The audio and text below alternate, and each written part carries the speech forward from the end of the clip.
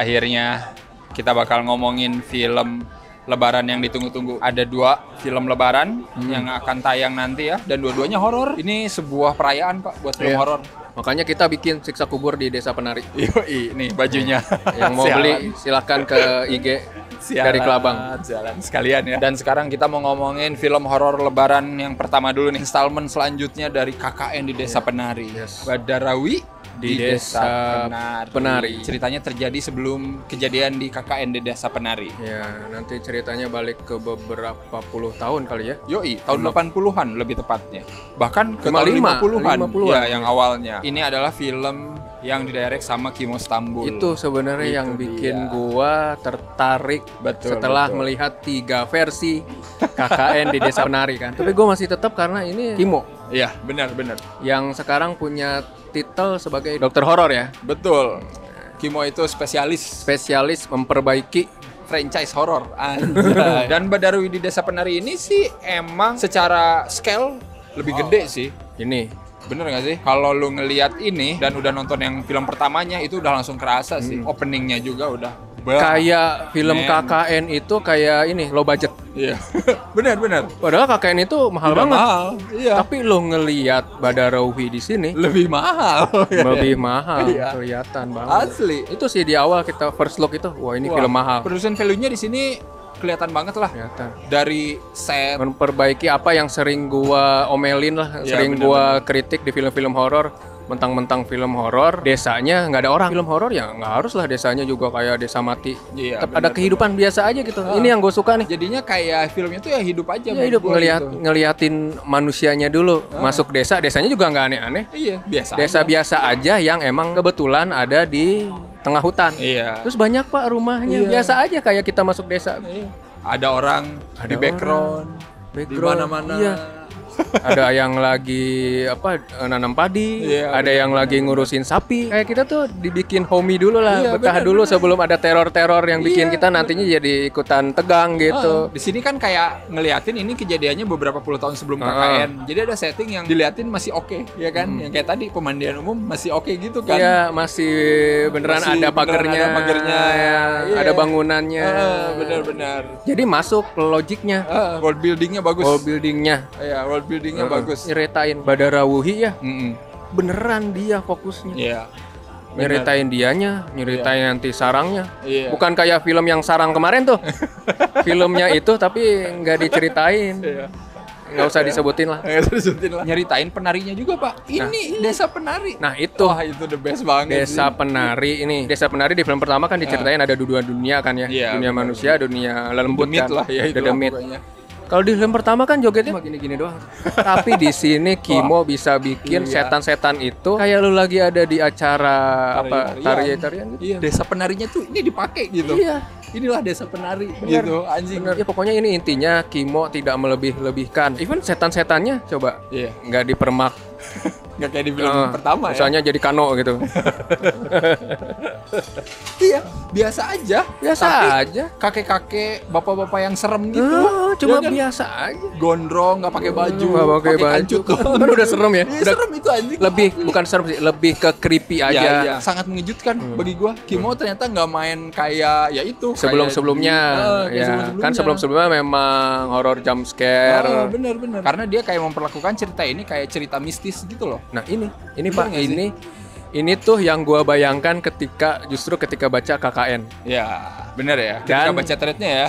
Eudino kayak kritikan orang-orang tuh kayak diterima sama dia, terus dia memperbaiki tuh di KKN pertama. Wah kok jump scare mulu sih, di sini dia perbaiki nih. Iya, benar. Bener-bener fokus ke cerita, ke lore-nya Badarawi. Ya udah penampakannya ngikutin aja. Terus minimalis gitu. Gue jadi inget Exhuma sih. Iya, benar. Iya, jadi kayak cerita mistis jadi gitu. Jadi cerita mystical gitu. Serem dan creepy-nya itu muncul dengan sendirinya. Iya. Tahu nggak yang pas nginep di pos ronda? Iya, benar. Background jauh nggak jelas, diliatin ada yang lewat-lewat. Itu kan serem Pak. Itu serem. Nggak usah ditampilin gede-gede, serem itu. Paling suka ada satu yang ngedeketin. Iya, tiba-tiba ada satu yang ngedeketin. Oh, nanti kalian nonton aja. Itu harus nonton sih. Itu kayaknya salah satu penampakan terbaik deh. Serem nggak serem itu kan orang beda-beda ya. Tapi ketika diliatin samar-samar gitu kan jadi imajinasi orang sendiri. Iya, benar. Oh iya nih serem nih gitu kan. Jadi sebenarnya yang serem itu di bayangannya dia. Tapi yang di gardu itu emang serem sih. Yang pertama banget itu bajingan sih itu. Itu gua wah gila nih. Ini nih Kimo sialan. Gua kayak nungguin gitu. Anjing ada ketin. Wah. Soalnya nggak dijelasin nggak. Dan itu kan emang teknis ya. Dia bisa mainin treatment horor dengan teknis yang bagus gitu. Dan di sini tuh banyak yang kayak gitu gitu. Diulang-ulang beberapa kali dengan cara yang beda gitu. Yang di pemandian umum tuh bagus tuh. Yang lagi ngomong tiba-tiba nanti bedarunya nongol dari mana, ntar lu lihat sendiri gitu ya. Itu juga bagus. Ya ada yang klasik gitu ya, kayak yang apa namanya body horror meskipun yang enggak brutal banget gitu kan, kayak melepuh, kayak gitu-gitu. Cuman sisanya kayak kombinasi itu semua tuh oke gitu menurut gua. Konsep film ini buat IMAX juga worth it sih. Kalau kata gua sih, worth it sih. Kalau kalian nonton di IMAX nanti ya, cuman dikit kok adegan yang bener-bener nggak full. Kan kalau di IMAX itu full tuh semua. Harus full ya? Harus full. Tapi ada sih beberapa yang masih kelihatan black bar-nya. Tapi nggak banyak. Tapi sisanya itu mostly emang film for IMAX. Aspek ratio-nya kan lebih lebar gitu kan. Jadinya kelihatan lebih jelas. Itu sih yang gue suka pas nonton di IMAX kemarin. Iya, jadi experience-nya bisa lengkap. Bisa lengkap asli. Pas ngelihat sarang Badarawih. Yang kayak gitu-gitunya. Wah, pas nanti ngelihat para penarinya. Karena gitu memang kan. dia jadi treatment yang apa megah-megah itu pas nonton di IMAX itu lebih kena gitu experience-nya.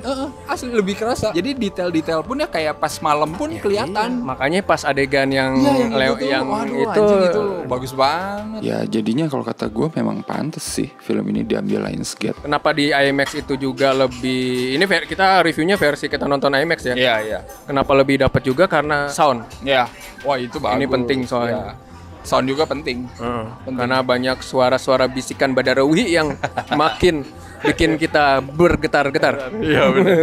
Apalagi kan dia ngomongnya beneran literally di dekat kuping lu. Iya, dia kan ngomongnya menggoda gitu kan maksudnya. Waduh, Aulia Sarah bahaya nih. Iya, seducing gitu kan. Iya, maksudnya lu nonton di IMAX mah udahlah paling bener kata gua. Kalau misalkan di kota kalian ada IMAX, usahakan nonton di IMAX. Itu aja sih. Ngomong-ngomong soal treatment horor ya. Kalau gua nonton ya, kalau gua resapi lagi gitu ya. Lu ngerasa enggak sih ini sebenarnya emang KKN aja di Desa Penari? Dari awal ya. Dari gua ngelihat trailer itu kan sama, ada beberapa pemuda datang ke desa, terus nanti mereka ketemu Badarawih. Salah satunya harus nari, ya kan. Kalau ini mah bener-bener nyeritain lore-nya si Desa Penari. Dan ada Badarawih, siapa dia, ritualnya kayak gimana aja. Iya. Tapi formulanya sama, ada pemuda datang gitu kan. Yang diwakilin sama si Maudy Efrosina, si Jordi Pranata gitu kan, sama si Adit Arwanda. Dan gak tahu sengaja atau enggak ya, banyak banget adegan yang ngingetin ke adegan KKN. Mandi yang kita sering ledekin 100 kali itu.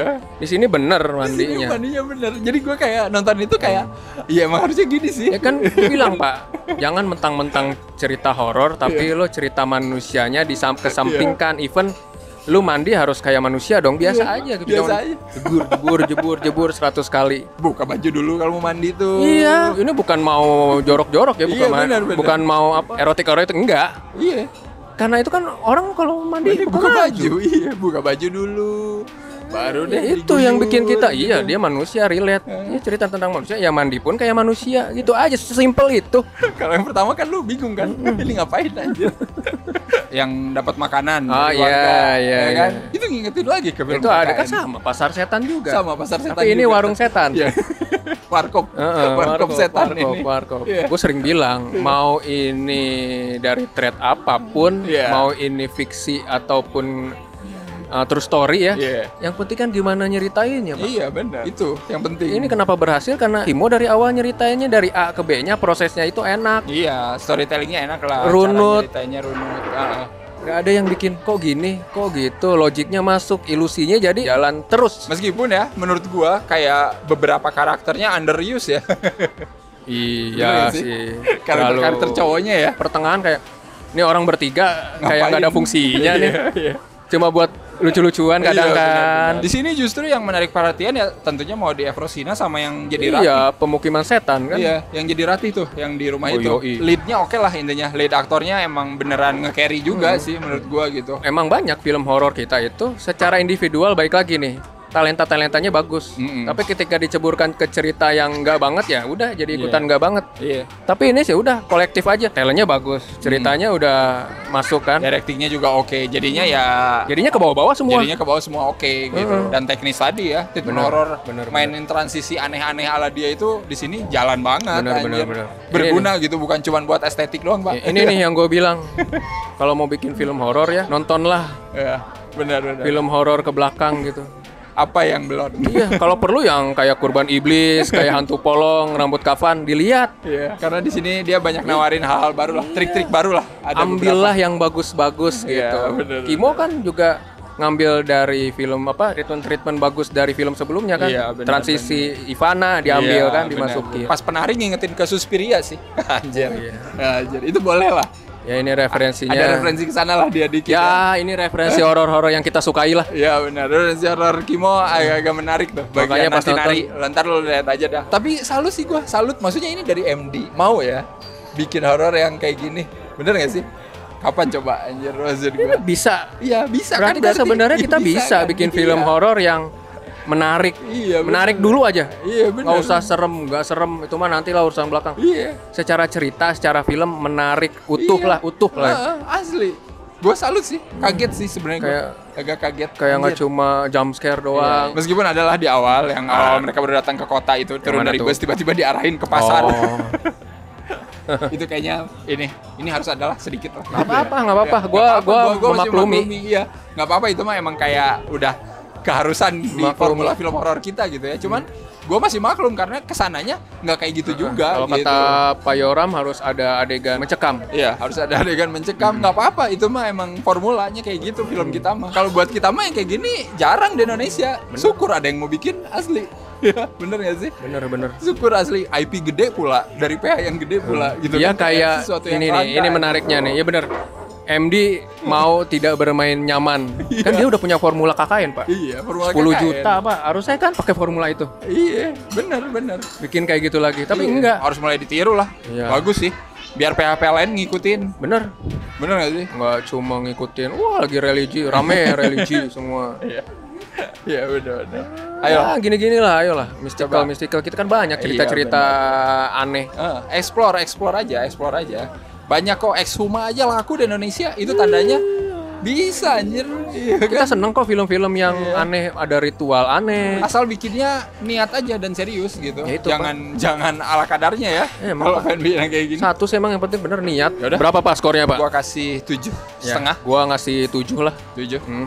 Cukup lah ya. Ya, Kimo ini berhasil apa ya? Yang tadi kita bilang ya, merevisi kesalahan masa lalu. Asik. Yang bitter, terus bisa ngasih tontonan yang bigger, benar, dan better. Bigger, better. Harus kayak gitu sequel. Iyalah, harus gitu dong, Pak. Iya, benar. Gak cuma gitu. bigger, Pak. Iya. Harus better. Betul. Salut buat MD, buat Kimo, buat Mbak Lele yang nulis juga ya.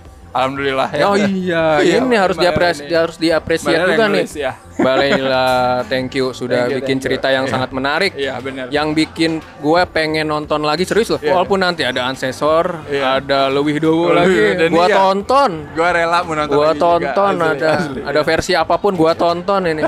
Pokoknya nanti nonton pas Lebaran. Ya. Kalau udah nonton komen. Dan juga jangan lupa skornya di skorfilm.com.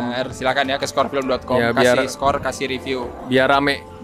Biar kalian pada tahu nih kata orang-orang gimana filmnya. Biar rame juga, maksudnya tahu nih emang film bagus juga ratingnya bagus. Nggak cuma ngeklaim penontonnya banyak. Jangan lupa untuk like, share, subscribe Cinecrip, follow Cinecrip di medsos, dan juga join membership Cinecrip.